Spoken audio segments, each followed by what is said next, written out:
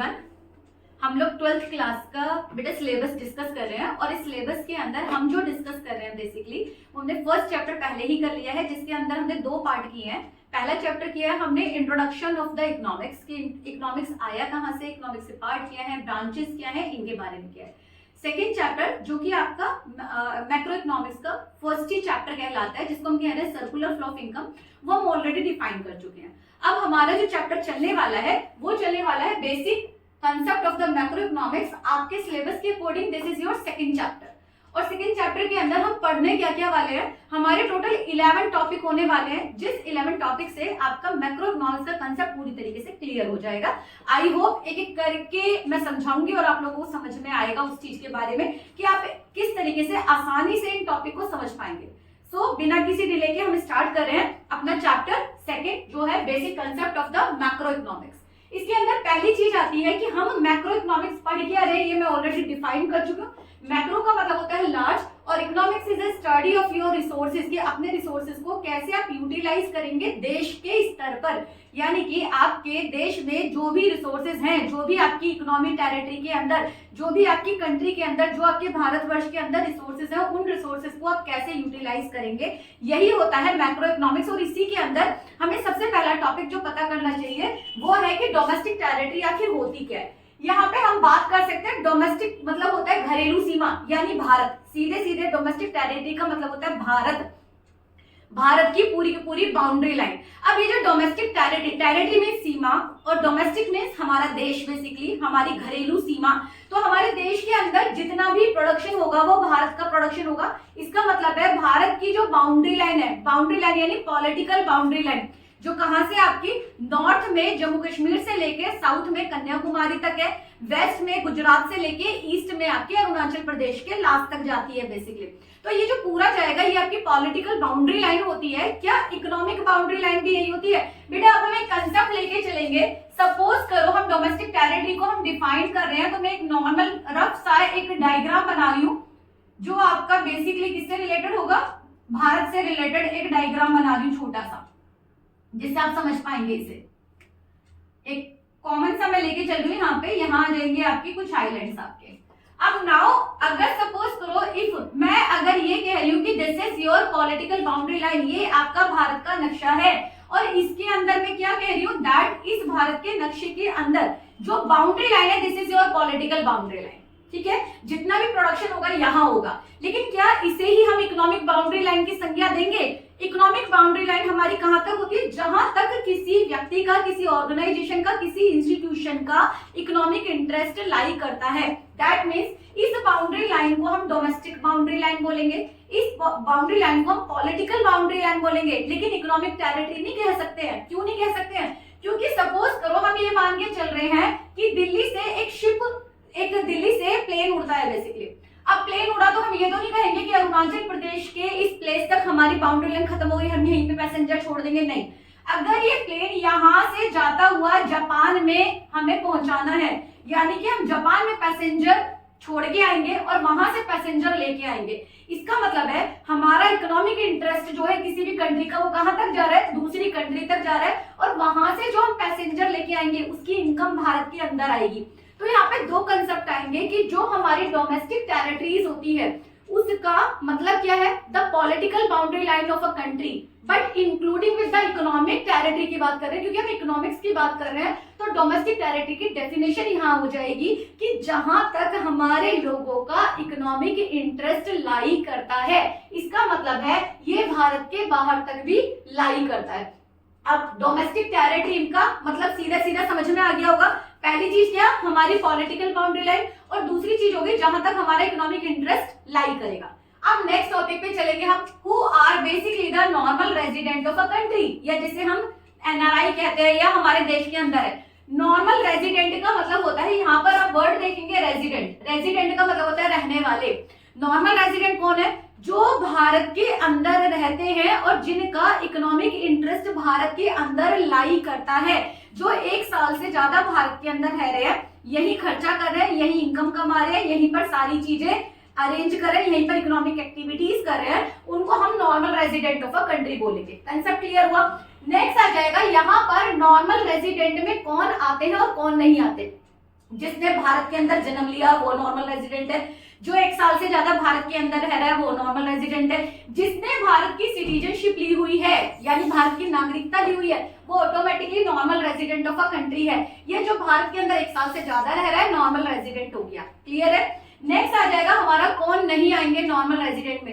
बेटा एक कंसेप्ट बस इतना सा मान के चलना, जो भारत के अंदर एज अ भारतीय नहीं रह रहे, ठीक है, वो हमारे रेजिडेंट तो है लेकिन सिटीजनशिप नहीं है, लेकिन वो अगर 1 साल से कम पीरियड के लिए रह रहे हैं तो वो नॉर्मल रेजिडेंट भी नहीं कहलाएंगे। जैसे जितने भी क्रू मेंबर होते हैं, जो भी शिप पे काम करते हैं, जो बाहर की एम्बेसडर हमारे यहाँ पर रहते हैं, जो इंटरनेशनल ऑर्गेनाइजेशन में काम करने वाले लोग होते हैं, वो सब हमारे इसमें नहीं आते हैं। Concept clear. तो आपका एक मोटा मोटा सा निकल जाएगा भाई नॉर्मल रेजिडेंट कौन है, 1 साल तक रह रहे हैं, इकोनॉमिक इंटरेस्ट भारत के अंदर रह रहे हैं, भारत में जन्मे हैं, भारत के सारे सिटीजन ऑटोमेटिकली नॉर्मल रेजिडेंट है। Concept clear. नेक्स्ट आ जाएगा सिटीजनशिप और रेजिडेंटशिप में अंतर क्या होता है। देखो सिटीजनशिप का मतलब होता है अगर मैं भारत की नागरिक हूं, मैंने भारत में जन्म लिया है या मेरे पेरेंट जो है वो भारतीय हैं, तो मैं ऑटोमेटिकली भारत की नागरिक हूं, तो इसे बोलते हैं नागरिकता या सिटीजनशिप। अब सिटीजनशिप लेने के लिए 2 चीजें जरूरी हैं। पहला, या तो मेरा जन्म भारत में हुआ या भारत के ही लोग हैं बेसिकली जिन्होंने मेरे को जन्म दिया है। बेसिकली मेरे पेरेंट, मेरे ग्रैंड पेरेंट, मेरे फोरफादर जो है वो सब भारत के और भारत में ही रह रहे हैं। दूसरा, मैं किसी देश की और की नागरिक हूं या भारत की नागरिक हूं और बाहर चली गई थी, अब मैं यहाँ पर रजिस्ट्रेशन कराऊंगी, अपनी गवर्नमेंट को बोलूंगी कि मुझे भारत का नागरिक बनना है, जिसके लिए कुछ कंडीशंस होती हैं। तो 2 तरीके से सिटीजनशिप ली जा सकती है। पहले, या तो मैं जन्म से भारतीय हूं या मैंने ले ली है, सिटीजनशिप ले ली है बेसिकली। नेक्स्ट आ जाएगा रेजिडेंटशिप। बेटा रेजिडेंटशिप का मतलब होता है हम रह रहे हैं। रहने का मतलब ये कतई नहीं होता कि आप सिटीजन भी है। सिटीजन का मतलब ये हो सकता है कि भारत में रह रहे हो या बाहर रह रहे हो। जैसे आपने सुना होगा एनआरआई, नॉन रेजिडेंट इंडियन, यानी वो इंडियन जो कि भारत से बाहर रह रहे हैं, वो क्या है, भारत के सिटीजन तो है लेकिन भारत में रह नहीं रहे। लेकिन बहुत सारे ऐसे लोग होते हैं जो भारत के अंदर रह रहे हैं, वो नॉर्मल रेजिडेंट कब कहलाएंगे, जब 1 साल के लिए रह रहे हैं। रेजिडेंट क्या है कि वो भारत के अंदर रह रहे हैं लेकिन उनकी इनकम, क्योंकि हम इकोनॉमी की बात कर रहे हैं, तो उनकी इनकम या उनका इकोनॉमिक इंटरेस्ट किस इकोनॉमी में लाई करता है। इसका मतलब है अगर वो यूके के हैं और यहाँ पर रह रहे हैं लेकिन सैलरी उनकी यूके में जाएगी। अगर हम अमेरिका जाके रह रहे हैं और अब मैं यहाँ भारत की नागरिक हूं, तो that salary will be considered as a part of India, not of America. Clear. So this is the difference between the citizenship and the residentship. अब हम नेक्स्ट टॉपिक पे चलते हैं, what is a factor income and what is a transfer income. ये जो तीनों point हमने किया, इन्हीं चीजों को इससे कोरिलेट करेंगे बेटा। बेसिकली जो हमारा रेजिडेंटशिप और सिटीजनशिप है, सपोज करो यहाँ मैंने एक इंडिया बनाया हुआ है और एक मैंने यहाँ पे बना रखा है जापान। अगर मैं कंसीडर करूं कि ये हमारा इंडिया हो गया और ये हमारा जापान हो गया। अब यहाँ पर एक कंट्री ये हो गई, एक कंट्री ये हो गई। यहाँ के लोग अगर यहाँ आएंगे तो उन्हें जापानी कहेंगे, इंडियन तो नहीं कहेंगे। इसी तरीके से इंडिया के लोग अगर जापान में जाएंगे तो जापान इंडियन ही कहलाएंगे, जापानी नहीं कहलाएंगे। तो ये कंसेप्ट क्लियर होगा आपका सिटीजनशिप का। सेकंड आ जाएगा, अब सपोज करो इंडिया के लोग जापान में जाकर उनके फैक्टर को यूज कर रहे हैं, जापान के फैक्टर को यूटिलाइज कर रहे हैं, वहां के लैंड को, वहां के लेबर को, वहां के पैसे को यूज कर रहे हैं, कैपिटल को यूज कर रहे हैं बेसिकली, है ना, वहां से चीजें ले रहे हैं, बेसिकली रिसोर्सेज ले रहे हैं। तो वो पैसा कहाँ जाएगा, वहां जाएगा। क्योंकि फैक्टर इनकम का मतलब क्या होता है, फैक्टर के बदले में दी जाने वाली इनकम, ऐसी इनकम जो फैक्टर के बदले में दी जाएगी। फैक्टर क्या है, लैंड है, लेबर है, कैपिटल है एंड एंटरप्रेन्योर है।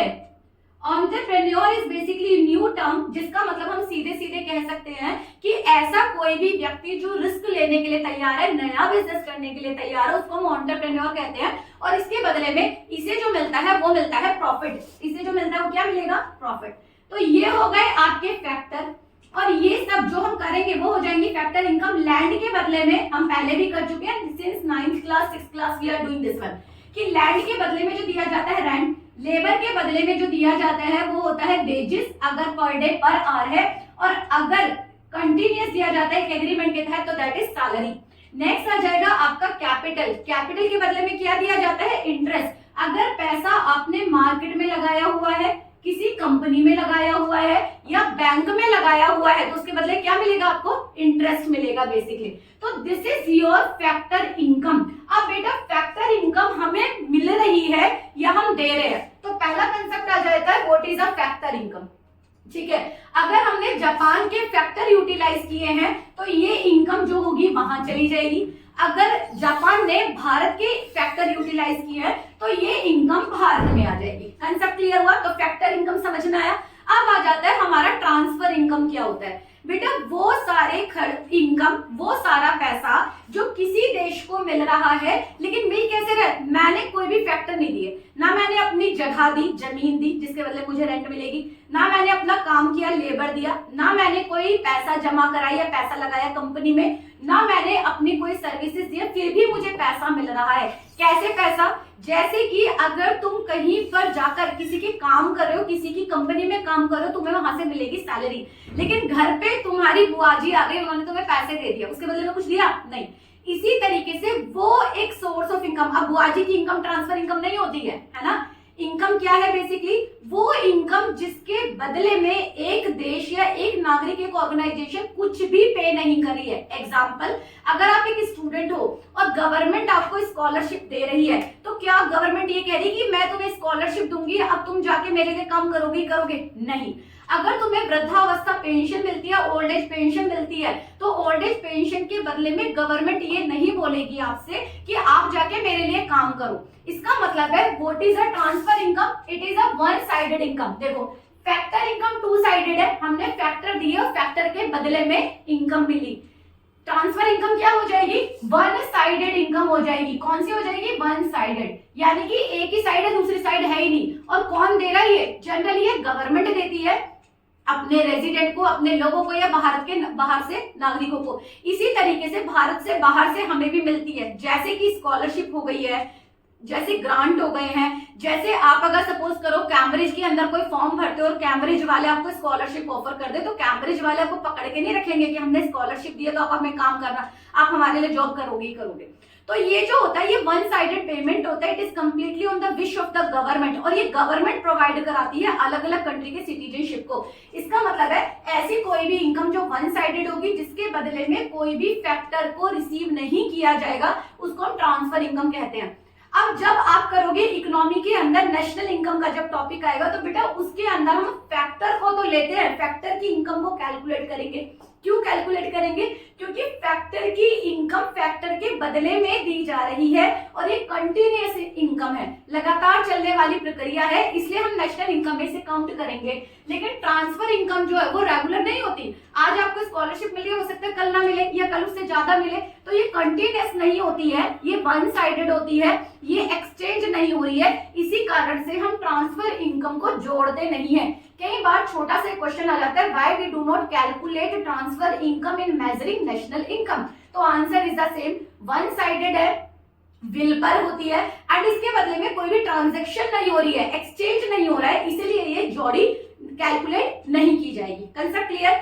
नेक्स्ट आ जाएगा आपका फाइनल गुड और इंटरमीडिएट गुड क्या होता है। Basically we are suppose to start की फाइनल गुड और इंटरमीडिएट गुड क्या होगा। बेटा जब हम अपने फैक्टर को यूटिलाइज करते हैं तो उससे हम बनाते हैं प्रोडक्शन। क्या बनाते हैं? उससे हम प्रोडक्शन बना लेते हैं। बेसिकली हम गुड्स एंड सर्विसेज को प्रोड्यूस करते हैं। अब ये जो गुड्स एंड सर्विसेज हम प्रोड्यूस कर रहे हैं, इसके अंदर प्रोडक्शन करने में जो भी चीजें हमने ली हैं, यानी लैंड, लेबर, कैपिटल जो हम कह रहे हैं, जो हम फैक्टर को यूटिलाइज कर रहे हैं, बेसिकली यूज कर रहे हैं फैक्टर्स को, उन फैक्टर्स को जब हम यूज कर रहे हैं तो दैट इज अ इंटरमीडिएट। और जब आपकी गुड्स जब बन के आ जाती है, आउटपुट आ जाएगा आपका, तो वो हो जाएगी आपकी फाइनल गुड्स।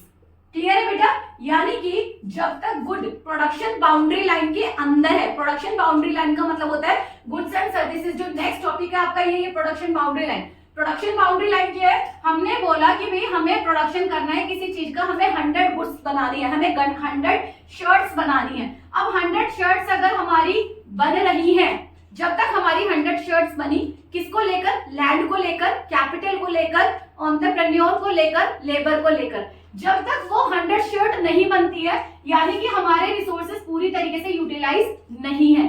जैसे ही वो 100 शर्ट्स बन जाएंगी तो हमारे प्रोडक्शन पूरे हो जाएंगे and this line will be consider as a production boundary line.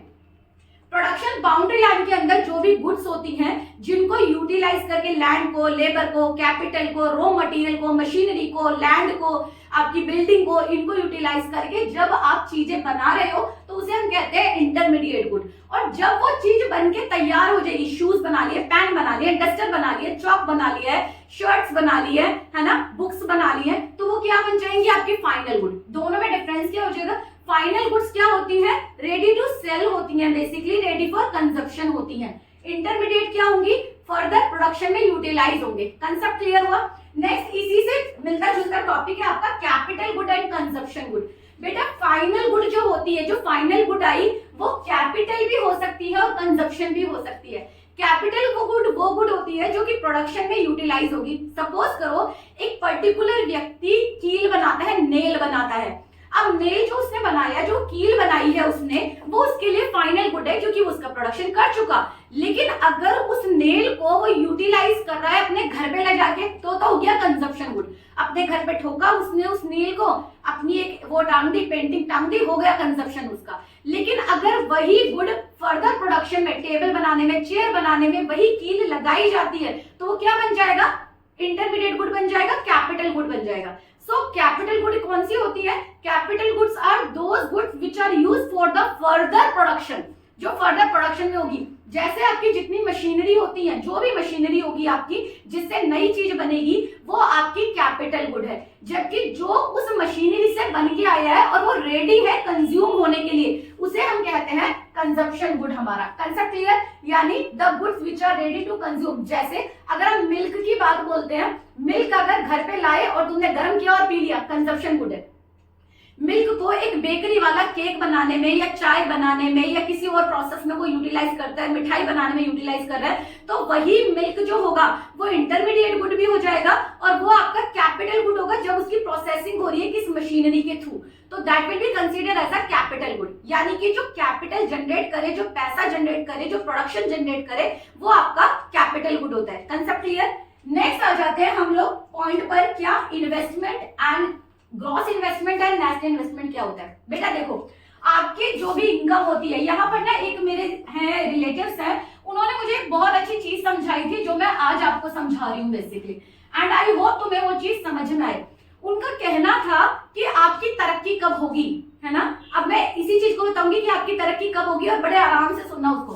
Suppose करो कि आपकी जो इनकम है वो अभी कुछ भी नहीं है, हम मान के चल रहे हैं 0, लेकिन कंजप्शन या जो आप खा रहे हो, पी रहे हो, फीस दे रहे हो अपना, आपके जो कपड़े आ रहे हैं, आपकी जो पढ़ाई पर लग रहा है, कुछ ना कुछ तो है। अगर हम ये कह रहे हैं कि आपके सपोज करो कि 40 रुपीज आपके खर्चे पे लग रहे हैं, हम रुपीज में ले रहे हैं छोटा सा, कि पर डे आपके 40 रुपीज है, इनकम तो 0 है, फिर भी आपके क्या 40 रुपीज। यानी जैसे ही आपके पास कहीं अभी 40 रुपीज आएंगे कहां से, आप कह रहे हो भाई आपके पेरेंट्स से ले लिए, है ना, तो वो पेरेंट की सेविंग माइनस हुई है जो आपको दिए गए हैं, क्योंकि इकोनॉमी के अंदर हर व्यक्ति एक इंडिविजुअल होता है बेसिकली। क्लियर हुआ, हर व्यक्ति की इनकम को कैलकुलेट किया जाएगा। तो यहाँ पर हम मान के चल रहे हैं कि ये जो इनकम है वो एक तरीके से जैसे ही आपकी इनकम आएगी उसमें से माइनस हो जाएगा। तो इसका मतलब है जो आपकी सेविंग है बेसिकली वो क्या हो गया, नेगेटिव हो गया बेसिकली। और नेगेटिव कितना हुआ 40। इसका मतलब है जैसे आपकी इनकम आएगी उसमें से पहले 40 रुपीज कम हो जाएंगे। अब सपोज करो आपकी जॉब लग जाती है और आपको 100 रुपए मिलते हैं, 100 रुपीज मिलते हैं। व्हाट यू विल डू, आप जो कंजप्शन कर रहे हो, क्योंकि जैसे जैसे हमारी इनकम बढ़ती है वैसे वैसे हमारा कंजप्शन भी बढ़ जाता है। हमने बोला कि भाई पहले हम कंजप्शन 60 का करेंगे और पहले हमारी जो ये सेविंग है वो हम क्या कर देंगे, क्लोज कर देंगे, क्योंकि हमारी जो सेविंग है वो दे देंगे, सेविंग बची हमारी 0। क्यों, क्योंकि हमने 40 रुपीज क्या दे दिए, अपने जो हमने लिए हुए थे वो दे दिए बेसिकली। लेकिन हमने क्या किया, जो सेविंग है यहाँ पर हुआ 60 + 40, क्योंकि इनकम का पार्ट जो होता है बेटा C+S होता है, यानी कि इनकम इज इक्वल टू होता है कंजप्शन प्लस सेविंग। क्लियर है। अब यहाँ पे कंसेप्ट चलता है, वो ये कह रहे हैं ये तुम्हें नहीं करना है। क्या कह रहे हैं, वो ये तुम्हें नहीं करना है, वो ये कह रहे हैं आपकी इनकम जैसे ही बढ़ती है आप कोशिश करो आपके ऊपर जो कर्जे हैं वो धीरे धीरे कम हो जाए। पहले कोशिश करो कर्जा लेना ही नहीं है। अगर कर्जा लेना है तो अपने डेवलपमेंट के लिए लेना है, इन्वेस्टमेंट के लिए लेना है। सपोज करो ये 40 आपने जो लिए हुए थे वो आपने किसके लिए लिए हुए थे? इन्वेस्टमेंट के लिए लिए हुए थे। अब आपने क्या किया, ये 40 रुपए जो थे वो आपने सेविंग को इन्वेस्टमेंट करने के लिए लिया हुआ था, इन्वेस्टमेंट किया आपने अपने ऊपर, और यहाँ पर क्या हो गया, ये जो 40 रुपए है यहाँ पर आपने सीधे सीधे इन्वेस्टमेंट यानी saving is equal to investment की बात कर रहे हैं, जो फर्स्ट स्टेज पे नहीं होती। हम ये मान के चलेंगे कि हो सकता है 40 रुपए यहाँ पे तुमने, जब आपकी इनकम जीरो थी तो भी आप इन्वेस्टमेंट कुछ ना कुछ कर रहे थे, हम ये कंसीडर करके चल रहे हैं। ओवर अगर हम बात करते हैं जैसे जैसे इनकम बढ़ती है वैसे वैसे आप अपनी इन्वेस्टमेंट अगर बढ़ा दो, ये इन्वेस्टमेंट आपने रखा कि मैं तो सेम ही रखूंगा, यहाँ पर इनकम जो बढ़कर हो जाए, अगर वो 200 हो जाए तो आपका कंजप्शन बढ़ेगा ही बढ़ेगा, मे बी 180 हो जाए। आपकी जो सेविंग है 20, अगर हम इसको मान के चल रहे हैं लेकिन इन्वेस्टमेंट ऑफ 40 मान के चल रहे हो ना, यानी -20 में जा रहा है, आप ये कह रहे हो कि भाई यहाँ पर मैं 160 रखूंगा, 20 रुपए मैंने यहाँ पर क्या किया है, यहाँ पर जो अपने सेविंग किए थे, सेविंग के सारे पैसे मैंने यहाँ इन्वेस्टमेंट कर दिए। क्योंकि बेटा ये जो इन्वेस्टमेंट होता है वो आपकी इनकम को बढ़ाता है। ये जो 100 रुपए के 200 रुपए होते हैं वो कहाँ से होंगे, जब तक आप इन्वेस्टमेंट नहीं करोगे तब तक ये बढ़ेंगे नहीं। तो कंसेप्ट यहाँ पर क्या निकल के आता है कि आपकी इनकम जो होती है उसका एक पार्ट आप कंज्यूम करते हो, एक पार्ट आप सेव करते हो। जो आप करंट के लिए सेव कर रहे हो उसको हम बोलेंगे, जो करंट के लिए पैसा बचाया उसको बोलेंगे हम सेविंग, और जो आपने लगा दिया मार्केट में, जो आपने प्रॉफिट की इंट्यूशन से लगाया था कि हमें ये प्रॉफिट देगा, चाहे वो करंट में या इन फ्यूचर जाकर, उसे हम क्या कहेंगे, उसे हम कहेंगे इन्वेस्टमेंट। आई होप सेविंग और इन्वेस्टमेंट का कंसेप्ट समझ में आया होगा। इन्वेस्टमेंट किसके लिए होता है, इन्वेस्टमेंट होता है फ्यूचर बेनिफिट के लिए। सेविंग किसके लिए होता है, सेविंग होता है आज की डेट में हमारे सामने कोई अगर कंटीजेंसी इवेंट आ जाए या हमारी कोई इमरजेंसी आ जाए तो उस समय पर उस पैसे को हम यूटिलाइज कर ले। जैसे कि कोरोना के समय पे जब कोरोना आया तो उस समय पर लोगों के पास जो सेविंग थी उसको उन्होंने यूटिलाइज किया, तो ये मेथड था सेविंग का। जिन लोगों ने इन्वेस्टमेंट किया हुआ है मार्केट के अंदर उन्हें कंटिन्यूस क्या आता है, प्रॉफिट। तो आई होप समझ में आ गया इन्वेस्टमेंट क्या है। Investment is basically that amount of the income which a person start to spend on a particular commodities or the goods which will give future benefit। जो फ्यूचर में benefit देगा या future में प्रॉफिट देगा उसके लिए जो हम पैसा खर्च करते हैं उसे हम इन्वेस्टमेंट कहते हैं। हमारी इमरजेंसी के लिए जो हम पैसा बचा के रखते हैं उसे हम सेविंग कहते हैं। करंट के सेटिस्फेक्शन के लिए जो हम पैसा खर्च करते हैं उसे हम कंजप्शन कहते हैं। और इनकम को हम जनरली क्या मान के चलते हैं, consumption is equal to saving, और सेविंग का पैसा या सेविंग के अमाउंट में से हम इन्वेस्टमेंट कहते हैं। अब यहाँ पर कंसेप्ट ये उठता है जो मैं तुम्हें बताने वाली थी कि मेरे एक रिलेटिव ने मुझे समझाया, जिस दिन आपका इन्वेस्टमेंट और इन्वेस्टमेंट से आने वाला प्रॉफिट आपकी इनकम से ज्यादा हो जाए, इसका मतलब है आप डेवलप्ड हो चुके हो। तो you are suppose to be कि आपकी इनकम पहले जीरो थी फिर भी कंजप्शन कुछ ना कुछ था। जैसे इनकम आपकी जनरेट होती है वैसे ही आपको चाहे छोटा सा इन्वेस्टमेंट करो, आपको इन्वेस्टमेंट करना चाहिए जिससे वो धीरे धीरे धीरे धीरे आपका पैसा बढ़ जाए। जैसे एटलीस्ट 100 रुपए 500 रुपए आप महीने के इन्वेस्टमेंट कर सकते हो और उस इन्वेस्टमेंट से आपकी इनकम जनरेट हो जाती है। बेसिकली अगर इन्वेस्टमेंट से रिलेटेड कोई भी इंफॉर्मेशन चाहते हैं तो आप हमारे ग्रुप को ज्वाइन कर सकते हैं और उसका जो लिंक है वो नीचे कमेंट बॉक्स में दे दिया जाएगा आपको, उसमें या आप कमेंट करके भी देख सकते हैं कि किस तरीके से छोटी छोटी इन्वेस्टमेंट आप करके आप फ्यूचर में बड़ी इनकम जनरेट कर सकते हैं। नेक्स्ट अब आ जाएगा यहाँ पर, यहाँ कंसेप्ट हुआ इन्वेस्टमेंट का। अब इन्वेस्टमेंट क्या है, बेसिकली अब इन्वेस्टमेंट तो समझ में आ गया क्या है, लेकिन यहाँ पर कंसेप्ट आएगा ग्रॉस इन्वेस्टमेंट क्या होता है और नेट इन्वेस्टमेंट क्या होता है। बेटा सपोज करो कि आपके किसी दोस्त ने एक घर लिया बेसिकली और आपको बुलाया वहां पे पार्टी में और आपसे पूछा भाई कितने का घर है, तो उसने बोला 70 लाख का। कह रहा पागल हो गया क्या, 70 लाख का घर नहीं है, तुमने महंगा ले लिया। ये जो घर है वो ज्यादा से ज्यादा आपको 50 से 55 लाख का मिल जाता, इससे ज्यादा नहीं है। आपने 15 लाख रुपए फालतू दे दिए। दोस्त आपका ऑनेस्ट था, ईमानदार था, आपके साथ अच्छी थी, तो शॉप नहीं कर रहा, वो रियल ही बता रहा है आपको। वो कह रहा है कि भाई इनकम तो जो खर्चा था, जो घर था वो था तो 55 लाख ही, लेकिन इसकी टूट फूट पे, इसकी टीयर एंड वियर पे, इसकी मरम्मत में जो मुझे पैसा खर्च करना पड़ा 15 लाख रुपए, वो मेरा खर्चा है। तो ये जो बेटा 15 लाख रुपए आपने मरम्मत के ऊपर, क्योंकि जब भी आप किसी फिक्स एसेट को यूटिलाइज करते हो तो उसमें कमी आती है। चेयर यूज करोगे चेयर टूटेगी, बिल्डिंग यूज करोगे, बिल्डिंग पे पुताई होगी, बिल्डिंग को मरम्मत चाहिए आपकी, आपने कोई मशीनरी यूटिलाइज किया तो उसकी मरम्मत होगी 2 साल 4 साल 5 साल। आप कोई गाड़ी ले रहे हो तो आपका फिक्स एसेट होता है, उस गाड़ी पे इन फ्यूचर आपका टूट फूट होगा। एग्रीकल्चर की लैंड है तो जितना जितना प्रोडक्शन करते जाओ उसकी फर्टिलिटी कम होगी। वो जो एक्स्ट्रा पैसा लग रहा है आपका, जिसे हम साधारण में बोलेंगे सामान्य टूट फूट या नॉर्मल टीयर एंड वियर, क्या बोलेंगे, नॉर्मल टीयर एंड वियर, या इसे ही हम बोलते हैं डेप्रिसिएशन। क्या बोलते हैं, डेप्रिसिएशन, या इसे ही बोलते हैं कंजप्शन ऑन फिक्स एसेट। क्या बोलेंगे, consumption on fixed assets. Concept clear. तो ये जो है सारा का सारा वो क्या है, डेप्रिसिएशन है।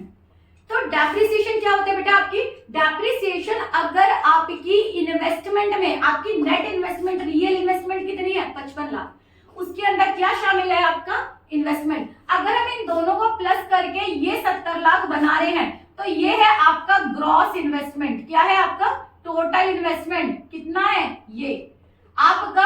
अगर ग्रॉस इन्वेस्टमेंट में से मैं डेप्रिसिएशन निकाल दूं तो क्या आ जाएगा आपका, नेट इन्वेस्टमेंट आ जाएगा। तो इस क्वेश्चन के अकॉर्डिंग आई होप आपको क्लियर है कि what is gross investment and what is net investment. Clear हो गया। ग्रॉस में से अगर डेप्रिसिएशन आप निकाल देते हो जो आपके फिक्स एसेट पे खर्चा हुआ है तो आप क्या बोलोगे, अब सपोज करो आप एक गाड़ी लेके आए 10 लाख की, बोल रहे कितने के, कह रहे 15 लाख, कह रहे 15 लाख कैसे हो गए, कह रहे मैंने एसेसरीज लगाई है। Accessories is not a depreciation. जब उसको चलाओगे उसमें जो टूट फूट होगी, जब आप उस पर एक्स्ट्रा पैसा खर्च करना पड़ेगा आपको, वो आपका डेप्रिसिएशन है। ठीक है जी। एसेट्स जो आपने लगाए हैं वो कभी भी डेप्रिसिएशन नहीं होगा, उनमें जो लगातार यूज करने से उसकी जो वैल्यू कम होती है उसको हम डेप्रिसिएशन कहते हैं। कंसेप्ट क्लियर हुआ बेटा, समझ में आ गया। नेक्स्ट हम टॉपिक कर रहे हैं किस चीज का, इन्वेस्टमेंट हो गया, डेप्रिसिएशन मैंने अभी आपको बताया। डेप्रिसिएशन क्या होता है, जब हम किसी भी फिक्स एसेट को लगातार यूटिलाइज करते हैं उसकी वैल्यू में जो कमी आती है that is known as a depreciation. अगर डेफिनेशन लिखनी है तो आप लिखोगे depreciation is known basically the consumption of the fix asset, या depreciation is a normal tear and wear of the fix asset. ये इसकी डेफिनेशन हो गई, एक मार्क्स में आ सकती है या एमसीक्यूज में आ सकती है। कंसेप्ट क्लियर हुआ। उसके बाद जो नेक्स्ट टॉपिक चलता है वो चलता है हमारा टॉपिक 10th वाला topic, net indirect tax. Net indirect tax होता क्या है बेसिकली, नेट इनडायरेक्ट टैक्स पहला तो सबसे पहली चीज है टैक्स ही क्या होता है बेटा, टैक्स एक कंपलसरी पेमेंट होती है। कंपलसरी क्या है भाई, मैंने तुम्हारे ऊपर लगाई टैक्स, तुम कह रहे हो हम तो नहीं दे रहे, ठीक है, लेकिन गवर्नमेंट ये कहती है कि अगर आपकी इनकम हुई है तो आपको उस पर कुछ ना कुछ पैसा मुझे देना पड़ेगा। अगर आपने कोई गुड्स एंड सर्विसेज प्रोड्यूस की है तो आपको कुछ ना कुछ पैसा मुझे देना पड़ेगा, है ना, इसी को हम टैक्स कहते हैं बेसिकली। अब टैक्स लिया क्यों जाता है भाई, गवर्नमेंट जो है वो कोई एक पार्टी नहीं है, गवर्नमेंट एक रिप्रेजेंटेशन है जो हम लोगों ने रिप्रेजेंटेटिव चुन के भेजे हैं इलेक्शन के थ्रू। अब वो अपना पैसा थोड़ी ना लगाएंगे, सपोज करो मेरी कंपनी है, मैं अपना पैसा लगा के मैंने बोर्ड लिया और मैं करा रही हूँ, वो कर सकती हूँ, लेकिन अगर मुझे सबके लिए काम कराना है, रोड बनानी है, मुझे डैम बनाना है, तो मुझे पैसा चाहिए।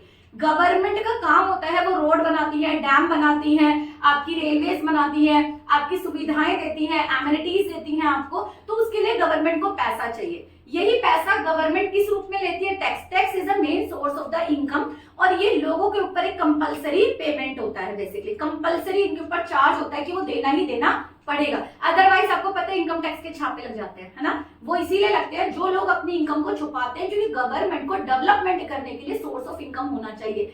चाणक्य नीति भी ये कहती है कि अगर एक देश का राजा वो अच्छा है जिसका टैक्स सिस्टम बहुत अच्छा है, क्योंकि वो उस टैक्स से, अगर उस टैक्स को वो ले पा रहा है तो वो राजा अच्छा है, अगर वो गलत तरीके से ले रहा है तो वो गलत है। यानी टैक्स सिस्टम परिस्थितियों के अनुसार चेंज होना चाहिए। जैसे हमारा टैक्स सिस्टम भी क्या है, 0, 5, 12, 18, 28, ये पूरा टैक्स का स्लैब है। आपके अलग अलग गुड्स पे अलग अलग टैक्स होता है। जैसे अगर बहुत कंपलसरी गुड होती है उसपे कोई टैक्स नहीं लिया जाता, लेकिन उसे हम नो टैक्स नहीं बोलेंगे, उसे हम 0 टैक्स बोलेंगे, ठीक है। तो टैक्स क्या है, कंपलसरी है, व्यवस्था को, इकोनॉमिक सिस्टम को सही तरीके से चलाए रखने का, डेवलपमेंट करने का, किसी भी देश की इंफ्रास्ट्रक्चर को डेवलपमेंट करने के लिए फंड चाहिए, पैसा चाहिए, जो टैक्स से मिलता है। अब टैक्स जैसा मैंने बताया 2 तरीके से होते हैं, कौन सा होता है, डायरेक्ट टैक्स होता है एंड इनडायरेक्ट टैक्स होता है। अब बेटा ये है क्या डायरेक्ट टैक्स और इनडायरेक्ट टैक्स। डायरेक्ट टैक्स है जब आप डायरेक्टली जिसके ऊपर लगाया, मिस्टर एक्स के ऊपर लगाया और मिस्टर एक्स ही गवर्नमेंट को देके आ रहे हैं, तो क्या हो जाएगा, टैक्स हो गया डायरेक्ट। क्लियर हुआ? इन्होंने डायरेक्टली किसको दिया, गवर्नमेंट को। जैसे इसकी एक्स की इनकम है और इनकम के ऊपर टैक्स लगा तो कौन देगा, यही देगा। आप जाके मूवी देख के आए हो तो मूवी का टैक्स कौन देगा, आप ही दोगे। एंटरटेनमेंट टैक्स आप ही दोगे, मैं थोड़ी ना दूंगी। जीएसटी होगी वो क्या होगा, आपका टैक्स दिया जाएगा। ठीक है, नेक्स्ट आ जाएगा आपका जो आपका इनडायरेक्ट टैक्स है। इनडायरेक्ट टैक्स क्या होता है, इनडायरेक्ट टैक्स होता है जब आप गवर्नमेंट को टैक्स, ये क्या दिया हुआ है, ये दिया हुआ एक पैन बनाया, सपोज करो ये एक पैन है, इस पैन को बनाने में व्यक्ति ने सपोज करो 0.5 रुपीज यानी 50 पैसे का टैक्स दिया। अब इस टैक्स को उसने इंक्लूड कर दिया और टोटल पैन की वैल्यू बन जाती है 5 रुपए। सपोज करो 2 रुपीज का पैन था, 50 ये हो गए, बाकी 2.5 जो है इसका प्रॉफिट हो गया, टोटल मिलके हो गया 5 रुपए का पैन। ठीक है जी, ये पैन हो गया बेसिकली 5 रुपीज का। अब क्या कह रहे हैं, ये पैन का पैसा जो टैक्स है वो दिया किसने है, ये दिया है पैन बनाने वाले ने।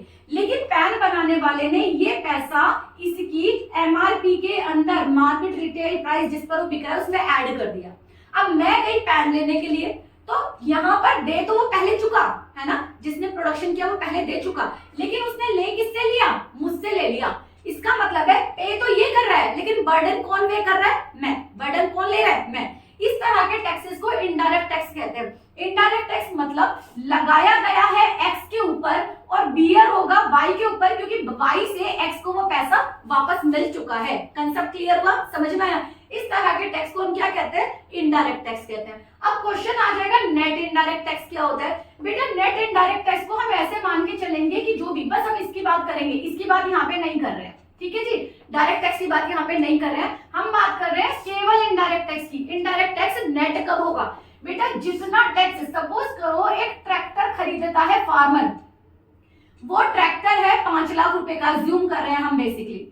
इसके ऊपर जो टैक्स लगा हुआ है, ये टैक्स जो था, इसके ऊपर जो ऑलरेडी टैक्स था वो था सपोज करो 10,000 रुपए का।